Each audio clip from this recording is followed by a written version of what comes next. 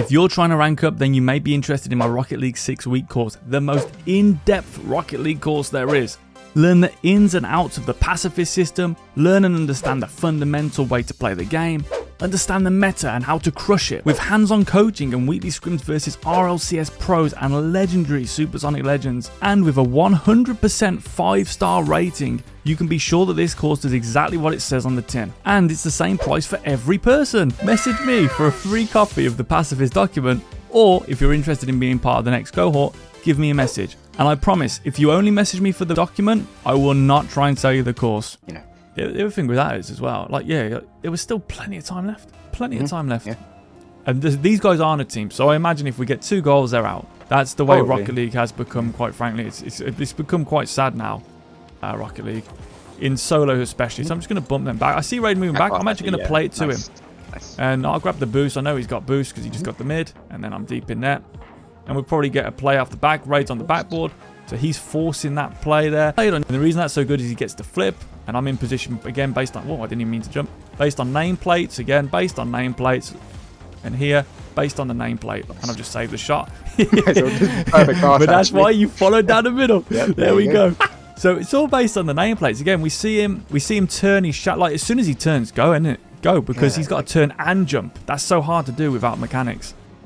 And boost. Yeah. He not only missed every badge, but he didn't even, bother to wait. Like, that's the thing. Like, I don't even know why you would go as last man there, because you're getting beat to that ball every single time unless the attacker disconnects. Oh, man. So, time, though. You really want to be waiting for that and seeing if they might miss up the shot. Nice, all good. Leaving as well, just leaving to try and bump him.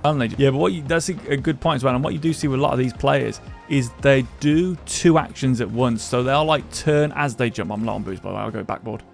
I'll float off. Yep. He's got a flip reset, so I'm just going to try and go high to force him low. But yeah, they try and do so many actions at once that they always peel off. So that's something you see quite a lot of these ranks, especially. Just a delayed dodge there, try and contain it. Nice. Oh, that's perfect. Yeah. Might giving us an open net. I think it is actually. Can't finish it. That's fine. Doesn't really matter because now we got the boost. We've got bumps going. I got 100 boost. I got their level 3. So AL's got low boost, which is why they've had to go to the same side as their teammate. Good leave. Nice high ball now. Let's see what they do. Let's see how they deal with this. There it is. Back to the teammate because Raid's in the middle. Now he jabs it. And now we're just rinsing, repeating them. Yep. That's a great rotation. That's why you want to stay on the ball when you're recovering. You want to, if you can't get the ball, get a player if you can. There we go. Grab this. So now he's low in our area and he's looking for bumps. Again, there's that all-in-one play, I call it. They're looking simultaneously for the turn, the jump, and the shot. It's a lot to do. It is a lot of mechanics for no reason. That's the thing. Like, you'd say it's quite a basic thing, but that's actually probably one of the harder things for a lot of these players. And for them to get a flip reset, there's actually a free ball there, so I'm going to fake it. I'm going to play for the boost instead.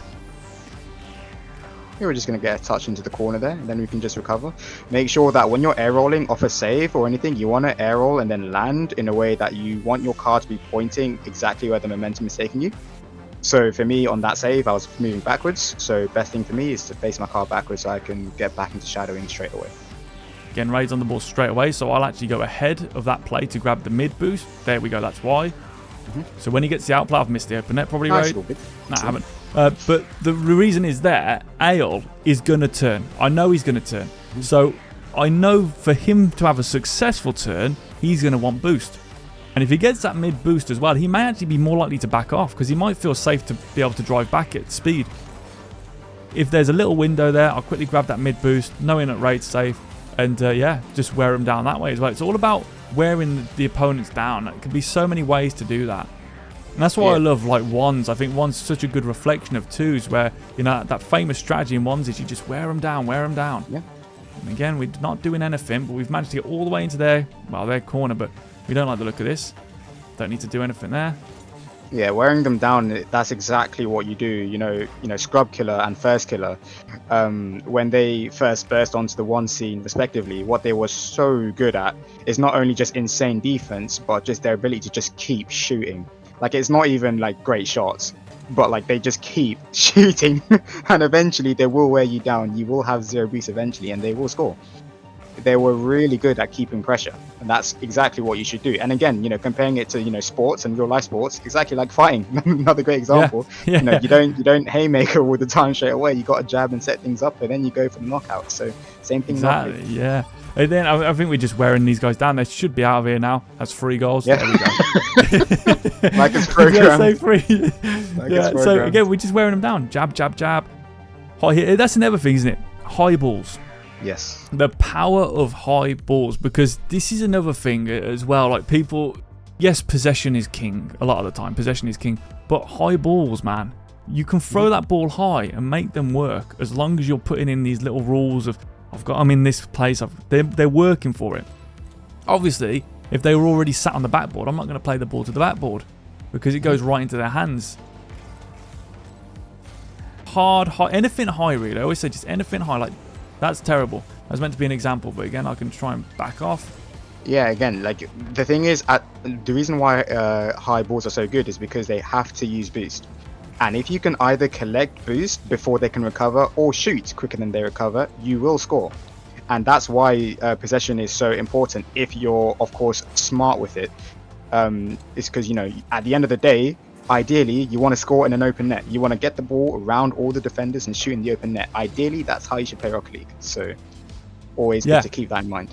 The crazy thing is, I remember when you first... I'm going to leave that, by the way. I'm on 0 and they're not doing anything. When you first told me that, I thought, what's he on about? Like, surely they'll just defend, but people really don't defend, do they? No, they don't. There will be open nets because they will just dive into stuff. Like, at this level at least, there's a face-out dive as last man. But I'm first, so I can take the 50 as first versus last. If I lose it, or if I get a stalemate like that, I've got raid. So he's going to back me up. If we get that situation, he can finish it. If I lose, he's going to be able to stall out long enough for me to get back into the play. I'll go for that. Probably a bit risky, actually. Nice, all good. So I can get back to recover. And again, I'm not going to waste, I'm not going to just give him the ball. I'm not going to chuck it at him. I'm going to wait and see what happens. I'm already back at the Supersonic as early as possible. Get back. Here's an opening in the middle. They're going to hear me, so I don't have to go. And look, he missed the mid boost. So now we just play it away from him. And he's really reaching here. He's really reaching. And then his teammate just takes the mid boost. Are these guys in a team? Nope. Oh, they are. Wow. Oh, they are indeed, yeah. And I can see, okay, I'm just going to leave it now. I'll grab this back boost. Again here, backflip into the corner. I love that move. Yep, so good. It just kills all life in their attack when you backflip off the wall into the corner. It's just so powerful. And now we're getting the power. Now we're getting the panic out of them. See, and this is why you stay on the ball. Like this is a great time to stay on the ball when you're close, you have boost. Great time to stay on the ball because you just don't give gaps. If you rotate there, then there's a massive gap for them to fill in, which I can't fill in quick enough as second man. So. Yeah, for sure. That's a really good point. And I like one of the things you see a lot in these ranks is people start their offense so soon. Like, you'll be just and your teammate smashed it away. And now you're like, oh man, I didn't even have a chance to get into a good position. He's looking for a double. He actually got it, my bad. Yeah, it's all good. But great play. I'm there as middle. And again, notice I didn't, because Raid was in that position, I saw where he was going to hit it and I just got there. If I can, I get there to try and go for the next play. And again, I took a 50 there. And here's first versus last. Great hover. That's fine. We're absolutely safe here. We're ready for that. That's what we're all about. There was actually a video, by the way. That scene we had where we were they've just done a hover there. It was good. Where we were having the ball in the corner laughing. Oh right, yeah. Yep. Someone put that in a video. It was toxic, no mechanic plays. Wait, what? Yeah, it was in a video. I forgot to send it. It was no mechanic players are toxic because they lie, but we don't lie. You honestly, I tell people all the time. A lot of the time in twos, these guys have got enough mechanics to beat me, especially. But the issue is, it's their decision making and their positioning. Look at that. He went too early. There was no one around. Didn't even need to go. And now they're back in their corner. They're going to panic. We don't care about the corner because we don't want to get suckered in. But look at the waste of boost here. The panic of this. Perfect take. Nice. And again, that's a guy jumping in, diving in. So you can just defend it on the last second. Again, here they're just going for so much. Why on earth? Why would you? Your teammate had a really good air dribble there. That was legitimately dangerous.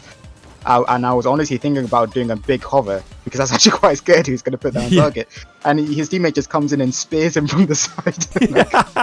I don't understand why. Because that's what happens when you get Goldberg in your roster. Yeah, literally. Oops, the guy was like, they say he was a stiff worker, but Jesus. Yeah. It's a good shot. That was my bad on the kickoff. Yeah, but like, they don't even play as a team. That's the weird thing. It's like they're playing solo. Well, they're in the same team. They got the Z's going on. You know, they got the same clan, and that's what they're going to do. That's the crazy part, because this has been normalized, man. This has been normalized. I always feel like everything we do in these series, and you know, when you did the 1v1 series, when I did the 1v1 series as well, and everything we do, I feel that the people with bigger channels who don't have a clue what they're talking about just undo it all. That's what I always think. They just undo all the hard work we're putting in here to try and show people actually what you're meant to do. We're both able to defend that. Hopefully you could see that from my perspective there. We were both in a good position to defend, and I saw Raid was in front, so I actually used the side flip instead, not a front flip, because I didn't want to hit him off the save.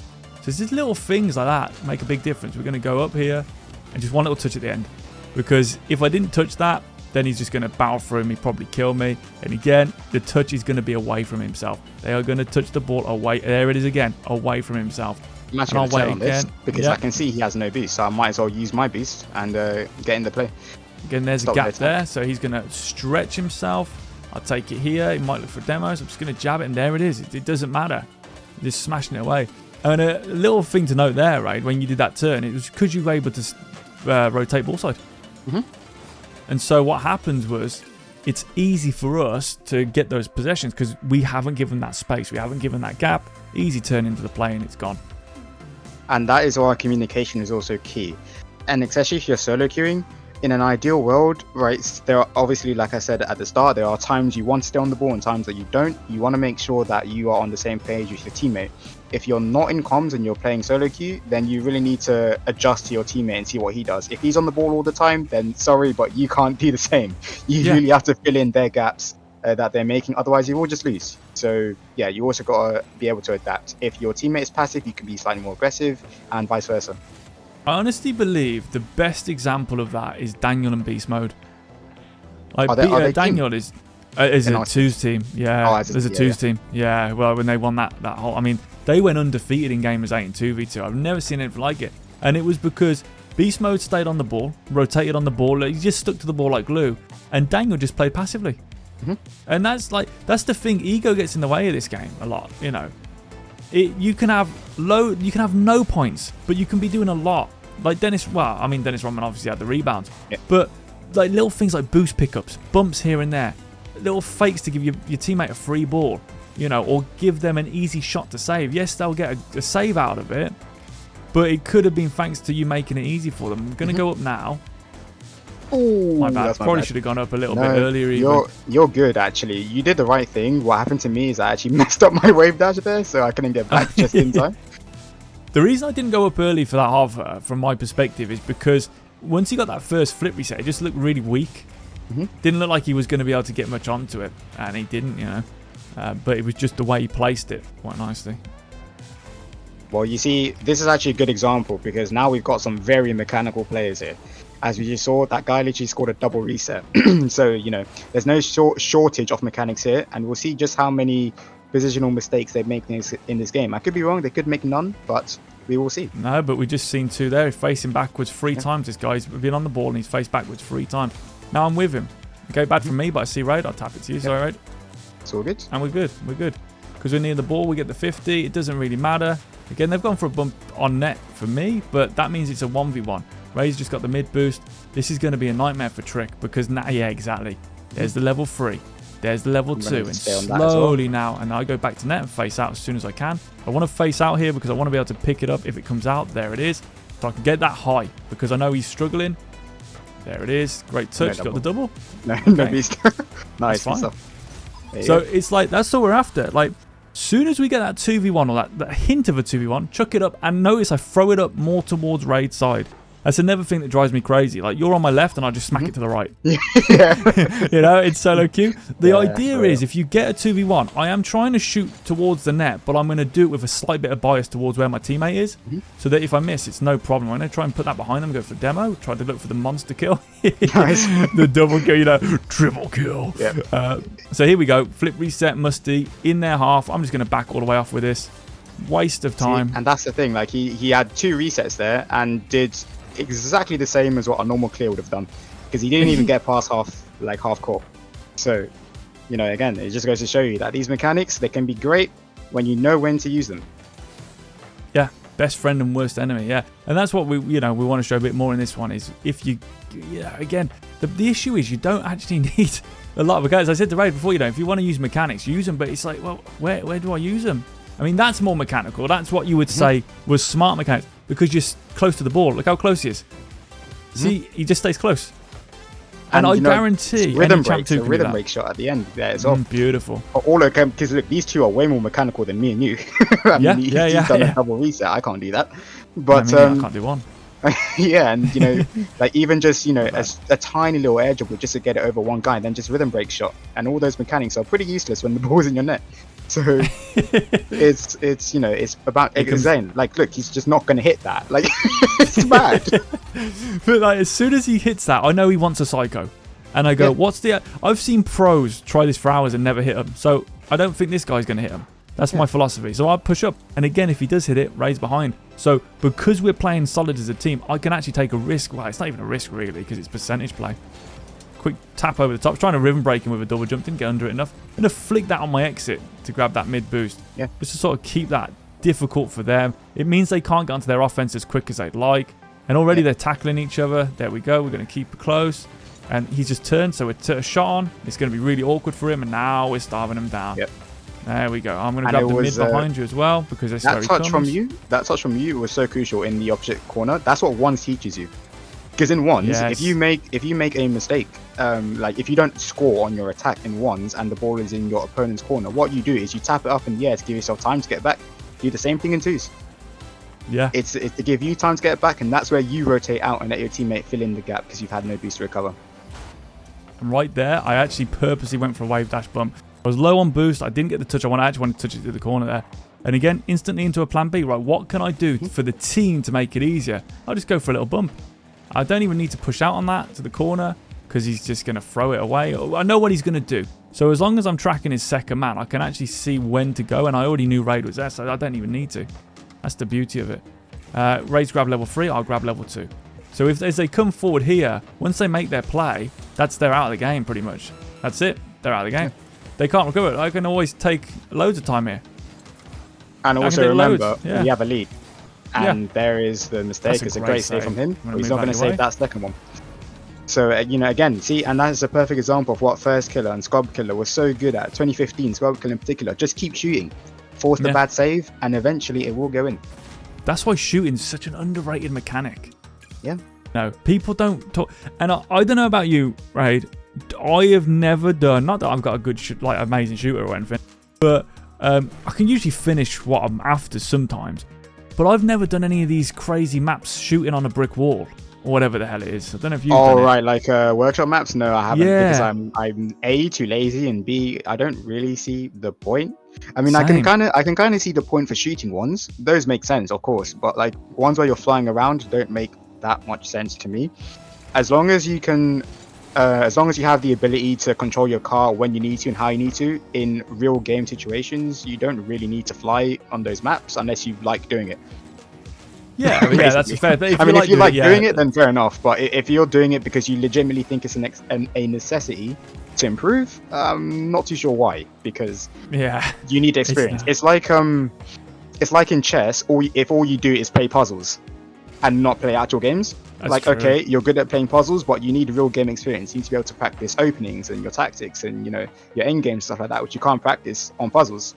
It's the exact same thing. Off the back of that, if you look at like the most successful chess player, I'm going to try and bump that player. I did, but I think didn't do much.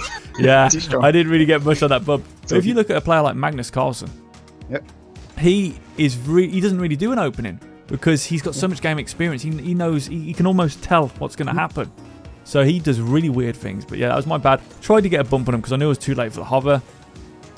Yeah, bad backflip shot there. Let go boost. on that chess analogy, Magnus Carlsen's actually a fantastic example because what he's known for in particular, what a shot. Wow, there we go. This is going to be a good one then for us.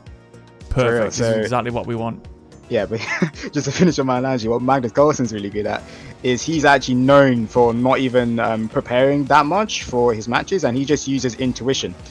Because he's so experienced, he just knows what can happen and what to do. He just has a sense of what to do, which is super important because experience is always the best teacher in life, but especially in games. So experience true. is always the best teacher. So yeah, focus on the match experience for sure. I remember watching The Apprentice with Alan Sugar. Yep. And I remember like his guy was like, "Oh, I don't think you should keep him." He said, "You know what though? I got intuition, this feeling in my stomach." He said, "I'm going to hire him," and it worked out well. Like, but he said, like, for all my career, I've always trusted my intuition. That's what's got me to where I am today. So, yeah, intuition is an amazing thing. Unless it's diving into corners and yeah, that's the driving wrong right over you, type of man. If that is your intuition, then that's they don't have that intuition.